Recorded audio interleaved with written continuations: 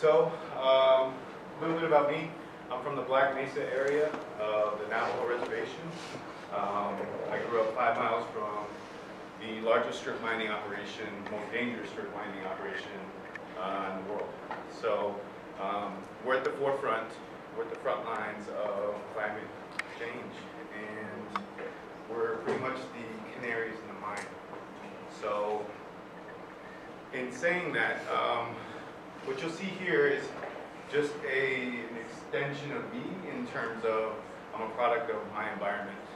And as we all know, the environment is polluted. So originally I was in the Navy for a while, and I was a search and rescue swimmer, so I got to play around with helicopters and do things like that. From there, I went to computer school. I studied to be a software engineer. I started gravitating towards 3D animation and design. I didn't know where that was going to take me, but I was an artist, and I really didn't know what my path in life was. Everyone told me, hey, you got to get a job, you got to work, 50, 20 years, retire, and do all these things. And that was from the 50s. It's a different time. People go from job to job to job. You have PhD people who are actually waiting tables. You have an insurmountable debt that's out there. And usually, when you're under that thumb of debt, you don't get to speak out. You don't get to do anything because you have this debt to pay. And you can't write it off. You can't do anything. And so, I'm under that model. And I'm a resistor. I believe that education should be free, and as a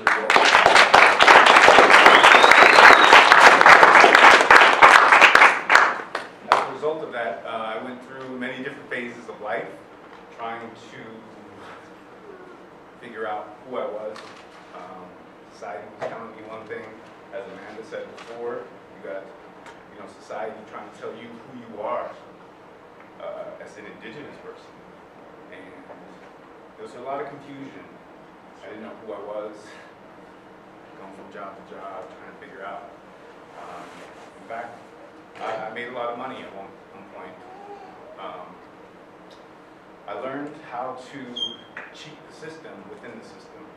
I used to process credit cards for offshore merchants. And if you know that business, you know that it's very lucrative. There's a reason why credit cards are being processed offshore. Tax, evasion, all these different things come into play. But usually they're from high risk. They call them like adult gambling, all this stuff. And so we would play with a rolling reserve, meaning if you had a gambling institution that used to process millions and millions of dollars, you get 10, 15% that you can play with. And it becomes a pyramid scheme because as long as you're actually processing that, you still get access to that money. And I lived like a rap star for a while, flying, from here to there, private jets, Cristal when we land, Cristal when casinos, the best of the best. And that faded out. That wasn't fulfilling, it was dangerous. So I left that business, and then I went to another lucrative business, and that was the mortgage industry. And made a lot of money there for the people, for corporations. And I was still not yet fulfilled.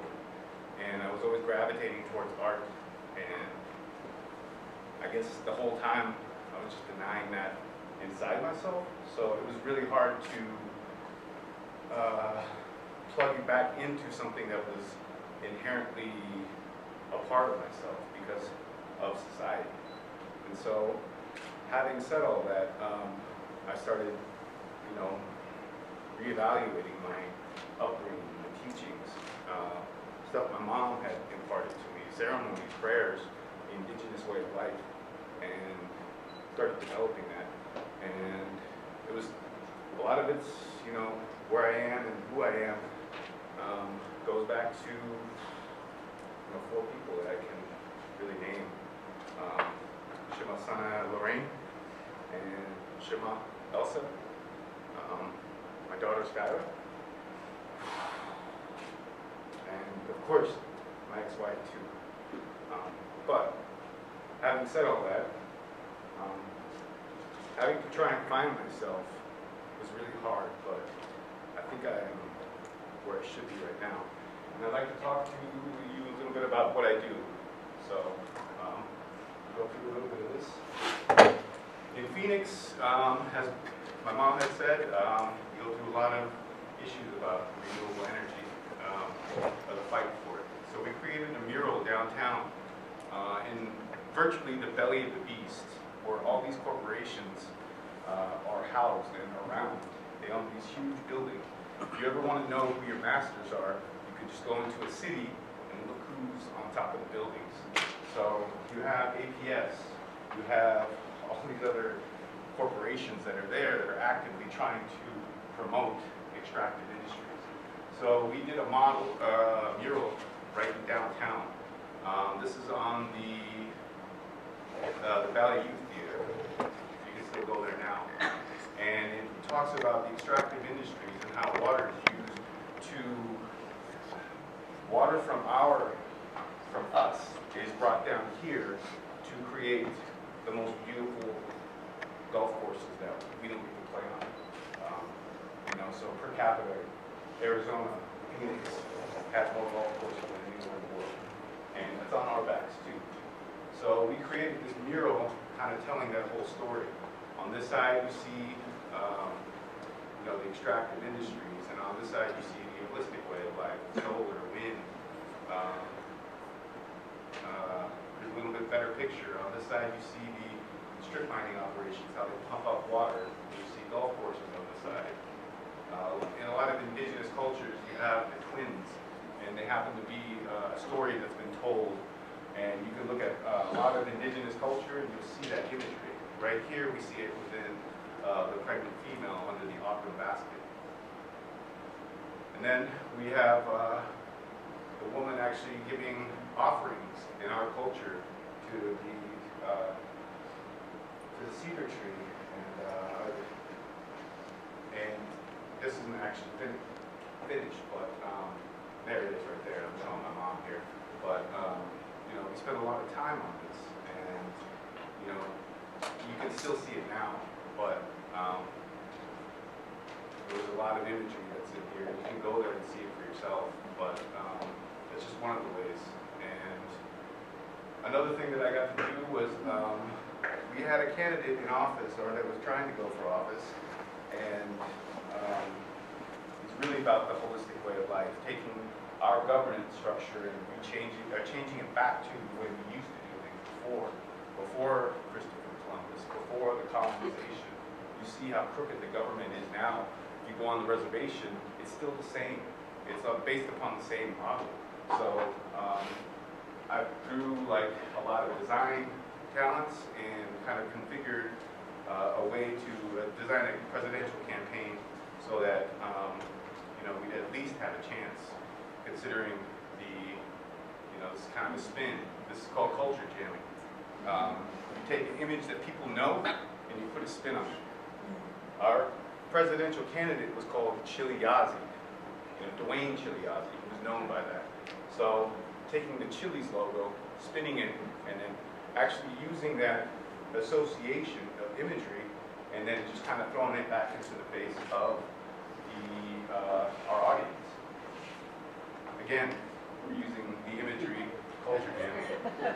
So, you see that this is Chili Willie. Maybe some of you guys know who he is, but he's been outfitted with moccasins and turquoise beads and a warrior cap. And consequently, this candidate, great man. If you ever get a chance, you should research him. He got his arm shot off. He's trying to stop a hate crime. And you see that it's not there, but he also has a traditional bun too. So it's using this type of art and really putting a spin on it. This again, more culture jamming. You have the Barack Obama poster that was put out with hope. Say what you will about that presidency, but you know, again, we're using the same imagery and throwing it back into the audience. And he was actually ran on a platform that was called Restoring Order. So that's where the order comes from, the bottom.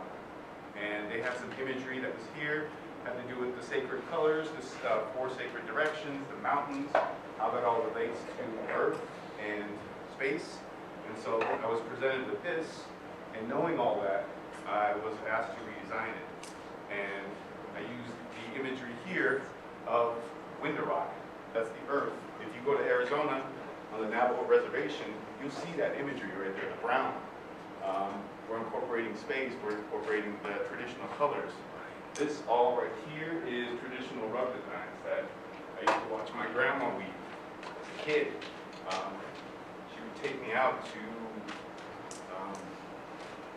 as we were herding sheep, she would show me plants, and she would weave her rugs, and she used that talent and that artistry to raise 10 children. One of them was my mom.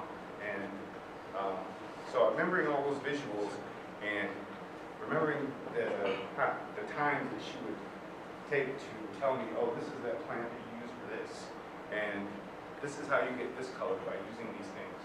So using the traditional rug designs that we have and encompassing it inside of a campaign.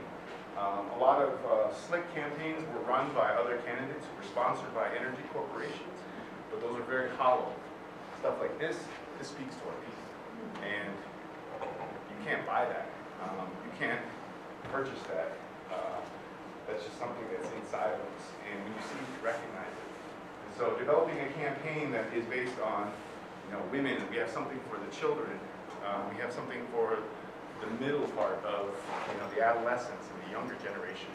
And this was for the elders. So Chili Ozzy, that was the Chili Willy, that was for the kids. The Hope Barack Obama poster, that was for, you know, the youth and adolescents. So that's kind of a little bit about, you know, it's me and my cousin, we were able to do this. Her name is Wahela. She runs an organization called Black Mesa Water Coalition. And somebody did some art that was fan-based, so they sent it to me. And if you go to his website, this is pretty much the main imagery that you see on it. This is shiprock right here. And Asha Mikhail is talking about restoring order. And the translation of it is behind it. And so, you know, just doing other things. You know, I just put this out there, so I don't know, I mean, why not, you know? So that's that campaign.